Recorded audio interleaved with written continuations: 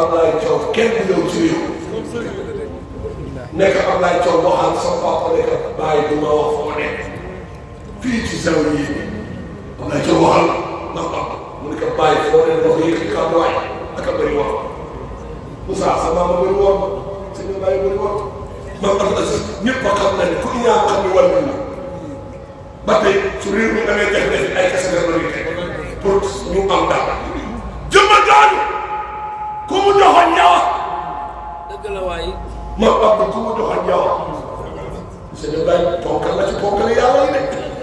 ak a xam boppam am cër Abdoulaye Diop yow xam nga ba ni muy génn àdduna sa loxo sa loxo nga koy teg kii ba mu sa papa mu génn àdduna saa yu may ko mu dem jël asakam tekk ci loxo kii soo gisee ñu téye la lool rek ndax ku bëgg sa baay sa nekk nga bëgg doom du baax ku téye sa baay nga téye doom du baax ku wan ginnaaw sa baay nga wan ko ginnaaw attention de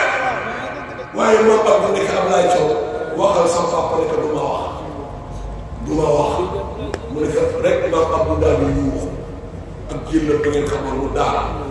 yuuxu ñu defar ko ba pare mu ne Ablaye Thiaw doon naa la wax tub yàlla mooy kalaame naa la yàlla fu islam dañee soo wax rek am nga daal yàlla Ablaye jural ndax yow soo waxee l'islam mooy mbir sëñ Ablaye Diouf bi waxtaan